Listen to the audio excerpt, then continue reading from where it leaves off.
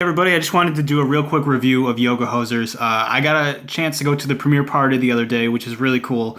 It started off with a 30-minute intro from Kevin from his birthday bash viewing a couple weeks ago. And it starts off about 30 minutes before the show. And if you love Kevin, you love hearing him talk. And it was great hearing the behind-the-scenes stories and stuff like that about how the movie came to be. So that was fantastic. I'm not sure if they're going to do that at every showing, probably not. But it was really cool. As far as the rating goes, I'll just jump right to the rating. If you are a Kevin Smith fan, you will find enjoyment out of this movie because it definitely plays to the Kevin Smith fan. If you are not a Kevin Smith fan, there's still tons of funny parts in it, but it's not the best movie you probably ever seen. After I left the theater, I was thinking about this the other day. When I was like 15, 16, I used to go to the movies with my friends, and that was like kind of the weekend thing. And it's like the perfect tween date movie, I think. So if you're 15, 16 years old and you're going on a date, it's probably a good movie for you. The couple of the highlights for me, the cameos were great. I thought the cameos were hysterical. Justin Long was great. Kevin Conroy, and even Jason Mewes has a really short but really funny cameo in it, and he plays the road cop in it. But let's see, the girls themselves were fantastic. You can tell that they've been best friends, forever because there's definitely the chemistry there.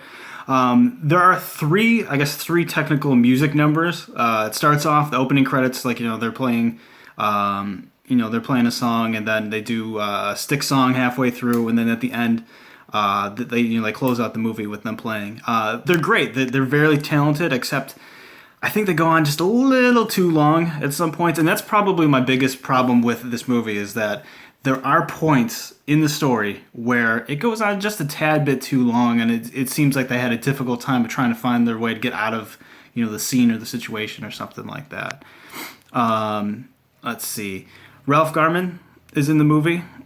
He's great. And I love Ralph Garman. I love Hollywood Babylon. He does. It's weird because the third act totally just it's a cheesy screwball movie to begin with. But then once he starts becoming, a huge part of the equation and it starts being in it, it kind of just even goes way, way, way off the deep end.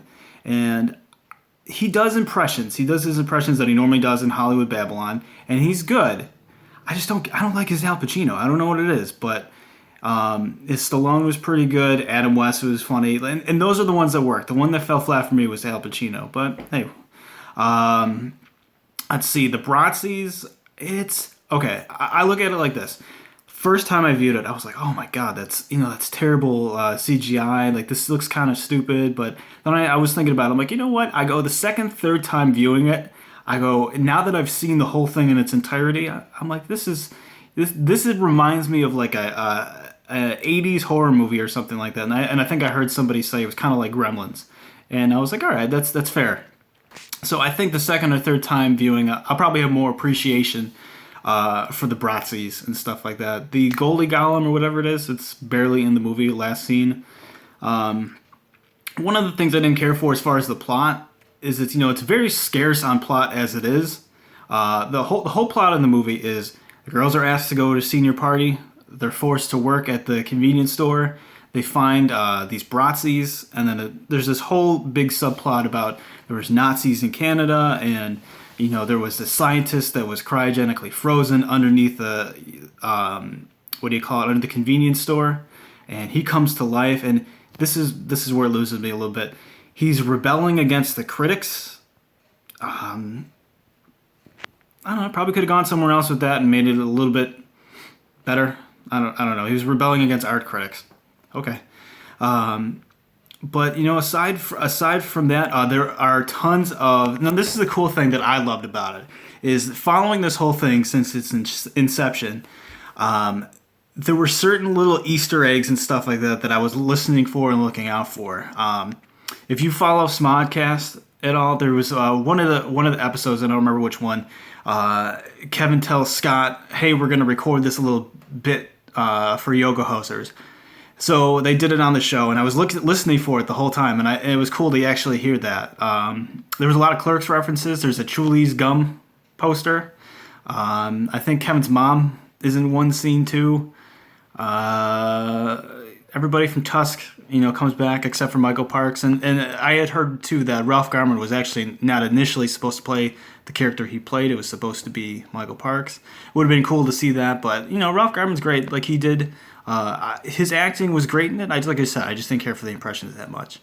Um, Overall, yeah, like I said, if you're a Kevin Smith fan, you will find enjoyment out of it. You will think it's funny. There are things that it's probably the length of the movie's probably good too. It doesn't stay longer than it needs to be. There are a couple scenes though that I'm like, all right, probably could have wrapped this a little quicker, but whatever.